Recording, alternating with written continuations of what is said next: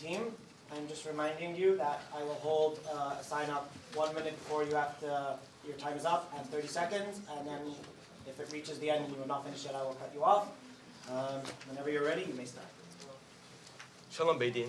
I'm Mr. Shalom, and I have a serious issue I need your help resolving. You see, I'm currently recovering from injuries that were caused by Miss Rubenstein's car T-boning my car. She's refusing to pay for my hospital stay, my lost wages, and the damage to my car. I'm very sorry to hear about that, Mr. Shalom. What do you have to say, Mr. Rubenstein? I own a self-driving car. It's swerved out of the way to avoid a pedestrian who is jaywalking. I had no control over the car's actions, and therefore I should not have to pay a cent. Really, if anyone should pay, it should be Aliva Industries. They programmed my car. Hi, Ellie Levine, CEO of Aliva Industries. There's no way we could possibly be responsible for this. This does pose an interesting conundrum. In order to determine who is responsible to pay for the damage, we must first determine which Avnazik this falls under: shor, bor, mave, or hever. Shor refers to any damage that resembles damages typically done by animals. Bor is damage done by a stationary object. Fire is hever is damage done with the aid of an external force, like wind carrying a fire to burn a farmer's field. And finally, mave is damage done by a person. Oh, I get it. My car is analogous to an animal since it makes its own decisions like an animal. So damages should be classified as shor. I guess they would fall under the subcategory of regel because they are done while the car was doing its regular behavior, driving. Regular only applies when the object is acting normally. You think this was normal behavior? Our cars don't normally T-bone other cars, and Karen only applies when the object is acting out of malice.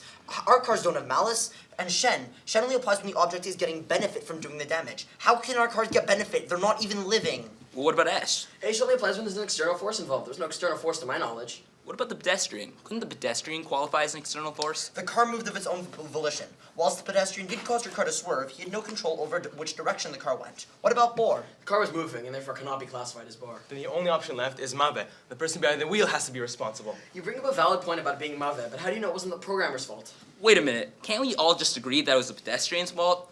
I mean, come on. He practically jumped in front of my car. But we can't find him. Someone has to pay for the damages. Actually, there is a case that agrees with you, Mr. Shalom. Is it the case of the insider and the vicious dog? Yeah, that one. The Rambam in Hilchot Niskei Mammon, chapter 2, halacha 19, discusses a case in which a man incites a dog to bite somebody, causing damage. The man who incited the dog cannot be forced to pay because he only did damage indirectly, so the owner of the dog is to pay instead. This shows that if the person who is most to blame cannot be charged, then the one who is second most to blame must pay.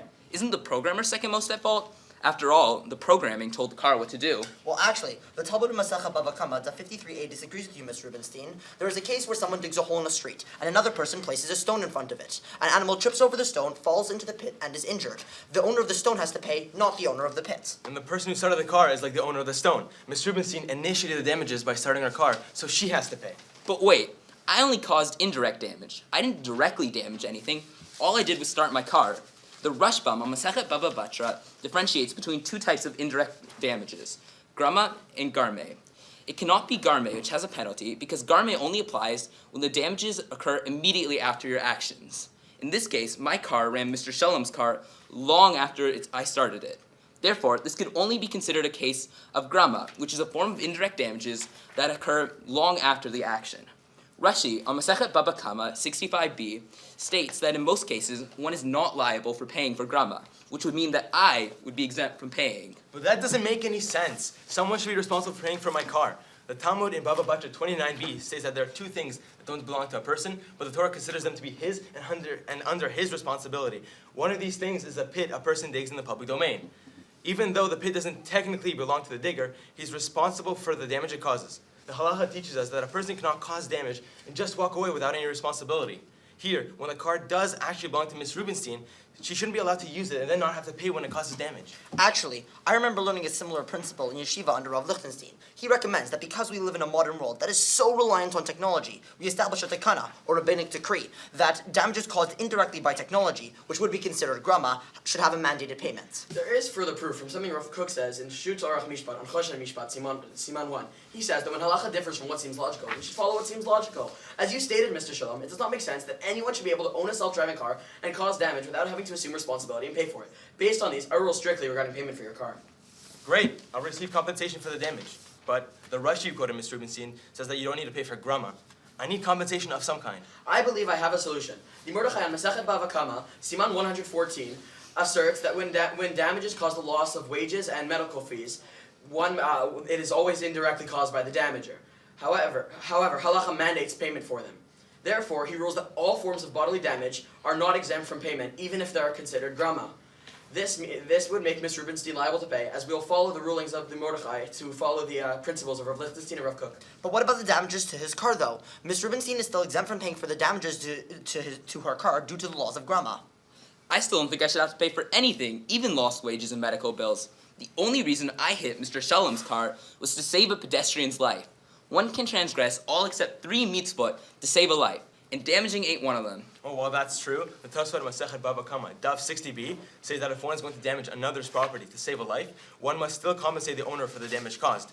Even though the damage done was necessary, I still must receive compensation for the damage. Yes, clearly, based on the rulings of the Mordechai and the Tosfot, Ms. Rubenstein must be obligated to pay for the damage done to Mr. Shalom, lost wages and medical bills. However, we are not able to obligate her to pay for the car. But what about my car? I may still be able to help with that. There's a case in which an orphan caused damage while he was under the age of Bar Mitzvah. The Shvut Yaakov, Part A, Siman 177, states that while the orphan is technically not obligated to pay for the damages, we encourage him to pay for a significant portion of the damages so that he can absolve himself of his obligation. Ms. Rubenstein, while I cannot obligate you to repay the damages done to Mr. Shalom's car, as per the teachings of Rav Lichtenstein and Rav Kook, it is clear you have a moral obligation to pay for the damages done.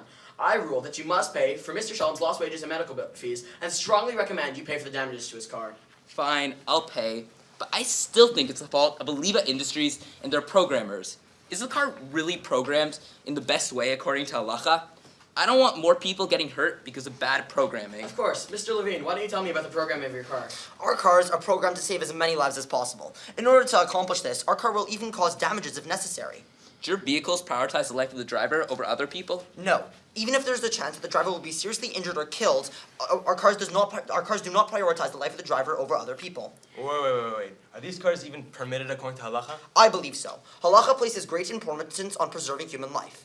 Self-driving cars reduce driving-related fatalities caused by people, such as drunk drivers, distracted drivers, and human error. In addition, the state of New York permits self-driving cars. Rav Zalman Nachem Goldberg, in his book Chok Yisrael, page 378, states that the law, Din Malchut Adina, the law of the land is the law, applies in cases where it is beneficial to members of society. Having these cars on the road will greatly benefit society by reducing loss of life. Therefore, self-driving cars are a halachically permitted form of transportation. Okay, so we've established that self-driving cars are allowed. But is the Aliva Industries programming really preferred? The Talmud values life, as seen in Masechet Sanhedrin 74a. One is allowed to violate all except 3 commandments to save a life. However, in saving the life of the driver, one is still preserving life. Vayikra Parad Yud Tet states, Lo Talmud Adam Re'echa. The Talmud in Masechet Sanhedrin 73a brings an example of this. Someone finds a person drowning in a river. Even though there is a risk that if the person attempts to save the currently drowning person, he himself will end up drowning as well, he must attempt to save the currently drowning person. This is similar to our coding, which will risk the life of the driver in order to save the life of someone in direct danger of being killed. This must hurt your sales, though. I mean, many of my friends are refusing to buy one of your cars because it's not programmed to keep them safe. Actually, yes. The American Association for the Advancement of Science did a study and found while that the vast majority of people approve of the coding reducing loss of life, over 60% of people polled would only buy a self-driving car that prioritizes their own life. Yishar Kol Chacham, Mr. Levine, for choosing to program your cars according to moral and halachic considerations by not prioritizing the driver over others' lives, even though it results in financial losses for your company.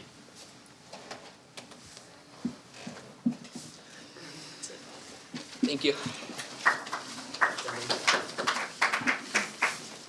Great, thank you for the team. The judges now have 9 minutes to ask questions. Can you please restate the argument of the incited dog? So the Talmud brings a case where, the Rambam brings a case where a man incites a dog to attack somebody, and he is not held responsible because he only incited the dog. However, we can obligate the owner of the dog to pay, as he is as the second most responsible person because he owned a potentially dangerous animal. I'd like to ask you to expand on that analogy, in that incitement is deliberate and the pedestrian did not incite deliberately, and a dog can be seen as potentially dangerous and violent, where a car has no capability for incitement, it doesn't act out of anger. So can you expand on why you think this analogy is valid in this case? So there clearly are differences between the two cases. The idea we wanted to bring from this case is that when the person who's primarily responsible, right, like the inciter of the dog is clearly the one most responsible, right? He taunted the dog. But you can't charge him because it's a case of grama. And as we established, in most cases of grama, the ruling is patur, except for a few cases like our own. So because you cannot charge the person who incited the dog, you shift the blame onto the person who's second most responsible, the person who owned the dog, who should not have owned a violent dog. So it's similar in our case. Really, this is clearly the pedestrian's fault. I mean, the pedestrian was illegally jaywalking, he was breaking the law, and in the end he endangered lives. So clearly he should be responsible. It's gross negligence. But because it's a case of, because we cannot find him, we cannot charge him. And this just shows that since he cannot be charged, we shift the blame to the person who's second most responsible, just like we did in the case of the inciter and the dog. But isn't it possible that nobody's responsible anymore because you can't find the one who's primarily responsible? So, I mean, Yeah. So there was a case in the Talmud in Bava Batra 29b there, where someone digs a hole in the street, so someone trips over the hole and gets injured, right? Even though even though it's not technically his responsibility, as you cannot own a pit in a public domain, the Talmud still finds you liable for the damages it causes. So similarly here, even though Mr. Rubenstein is not technically liable, right? We would charge the pedestrian if we could. The case over there shows that we can still objects under their responsibility can still be charged for. and it's kind of agrees with the logic behind it. The logic behind it, making the owner of the dog pay, is that somebody must give recompense to the person who got injured. In this case, somebody needs to pay for Mr. Shalom's injuries. So, even though we can't charge the one who's most to blame, it's only logical that if somebody has a role in Mr. Shalom's injury, that they should pay, right? Like, even though the pedestrian is most at fault, it's not fair to say just because he's not there, Mr. Shalom doesn't get anything, especially when there's somebody who's also at fault, even though it's to a lesser degree. And the case that you mentioned from Baba Batra about the boar, maybe that characteristic is only unique to a pit, that the one who touches it, the one who creates it, is assigned liability. Is that possible? The halacha there is there to teach us that things that shouldn't be your responsibility, you're still liable for, right? There were other things. The other example, there was more than one example. There was also chametz after 5 hours on Erev Pesach. Even though it's not, you've technically sold it, it's no longer yours. You're still responsible to make sure it's out of your house. So it was more the principle behind this, that things that should be under your responsibility, you still are liable for halachically. All right. Any other questions? No, I think I'm good. Thank you very much. Oh, yes. Do we pull I'm curious about the insurance question. I'm looking at Bless your you. written work.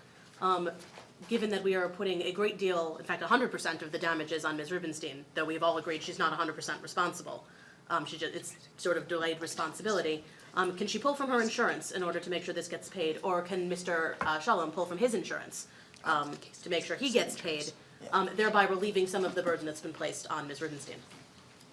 So, first of all, this case states that Mr. Shalom and Ms. Rubenstein are both covered by the same insurance, so either way, whether it's Mr. Shalom's insurance or Ms. Rubenstein's, it's the same insurance paying for it. Also, we stated there, we didn't want to bring up the insurance in our presentation because of time constraints, but and it was a minor detail, but the idea is that anything that Ms. Rubenstein is mandated to pay, the insurance company can cover. But we also recommend that Ms. Rubenstein pays for other damages, the damages to his car, which we cannot mandate halachically, and that if she chooses to pay that, she must pay that herself. We can't make the insurance company pay for something like that. Thank you. Great, thank you so much.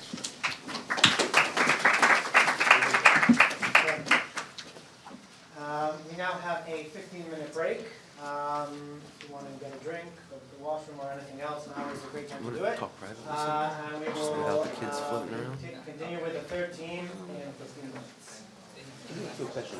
I want to just compare notes. I don't want to do it like in front of the kids. Is there like... I think they're fine, they're going. Okay. I think if we're quiet over Okay. here, they'll Okay. leave us be, just so we can talk. Yes. Okay, thank you. Thanks. Appreciate it. That was it. I just... Oh, I thought you were Your asking me a kids. question. No, we're good. Okay.